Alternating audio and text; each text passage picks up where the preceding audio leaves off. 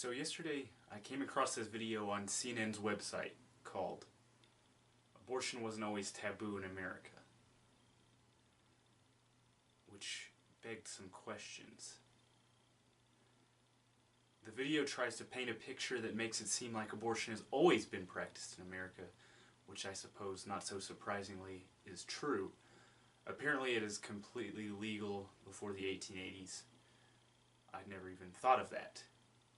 U.S. states began banning abortion in the 1800s, mostly led by doctors trying to drive out the traditional healers.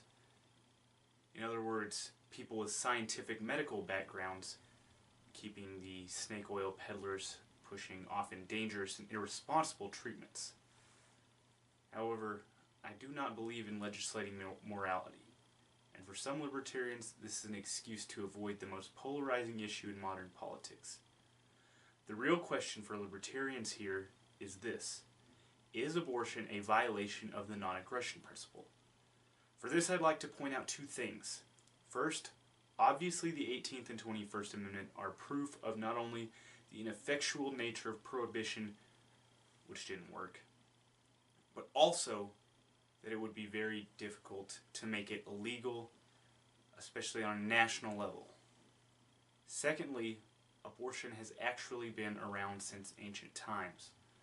Rome, Greece, and Egypt all practiced abortion and apparently believed it to be amoral. Not good, not bad. However, obviously we have come a long way as a human race since then. Let's talk about this in the wide scope from ancient times to the late 1800s. When it was legal all over the world, in ancient Rome, there were surgeons' tools that were used to open the uterus, dissect the fetus, limb by limb, and finally a blunt hook wherewith the entire fetus is extracted by violent delivery. Pretty brutal, right?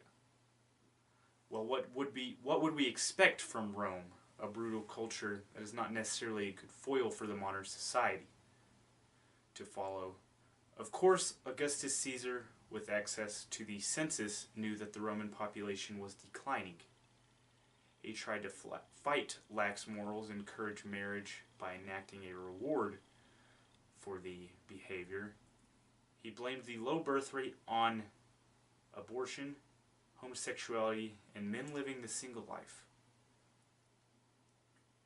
Other methods of abortion, usually more dangerous, were drinking strange brews, which usually happen to be poisonous or completely harmless. It was not uncommon for those women looking for a quick fix to either die after this choice because of the dosage needed to be exact for it to work without killing the mother, or having the baby survive and being much worse off, as we see today with fetal alcohol syndrome. The newly released book titled "When Abortion Was a Crime: Women, Medicine, and Law in the U.S. 1867 to 1973, which I'm assuming is the reason that CNN made this video, speaks of quickening, otherwise known as the notion that abortion was permissible until the mother felt the baby move, stating even the Catholic Church felt this way. I believe it is important to note that doctors pushed to outlaw it when the practice was mostly undertaken by country doctors who were using mountain medicine style, peddling snake oil, basically using poisons to commit the act.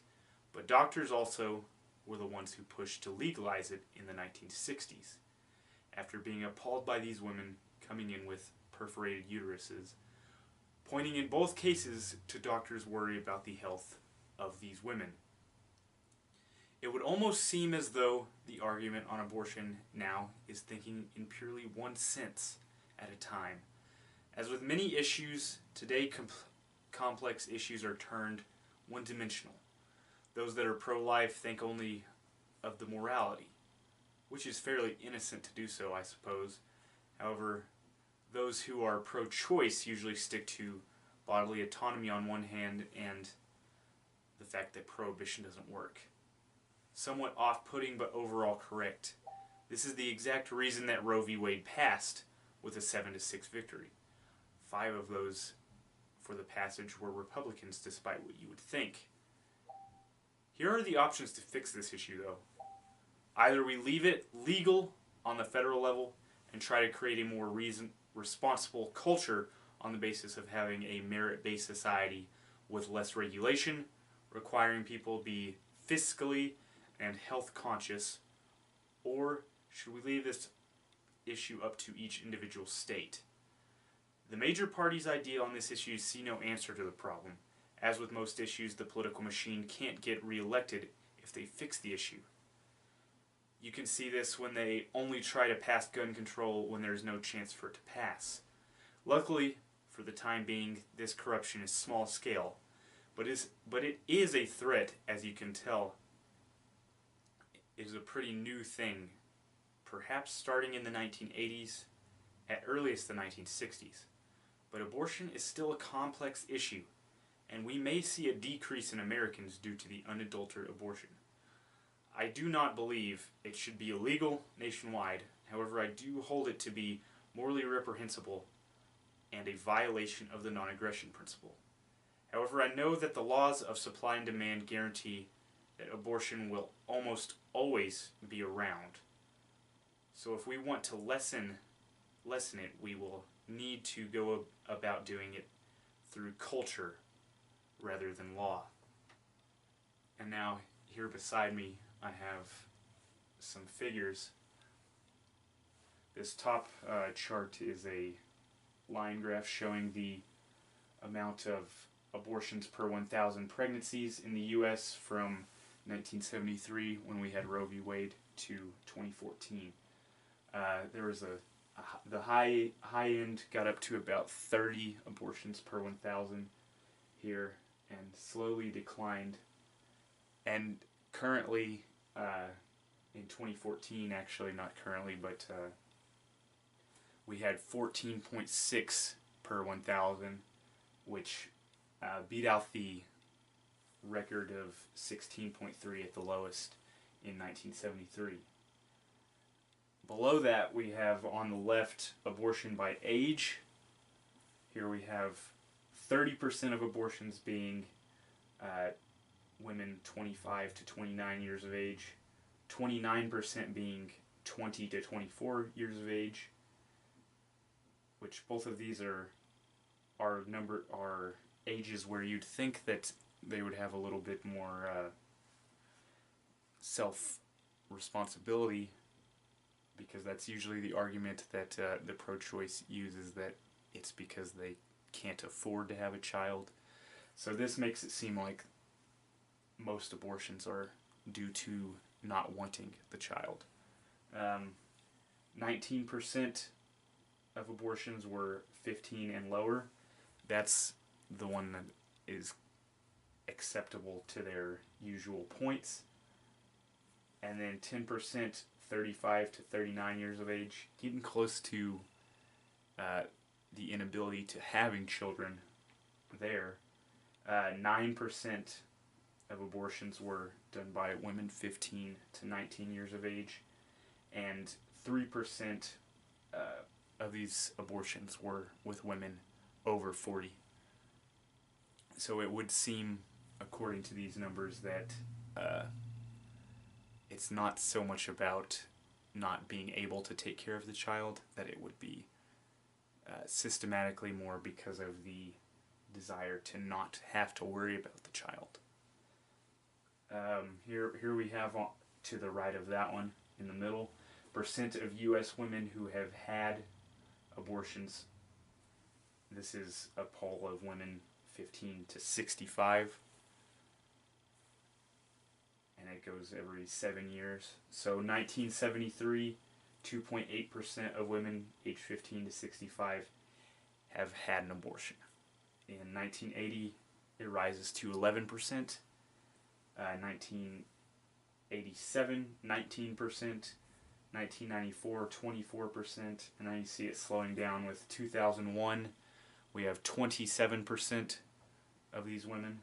having an abortion have had an abortion, and 2008 we see 28%. So between 2001 and 2008, only 1% rise.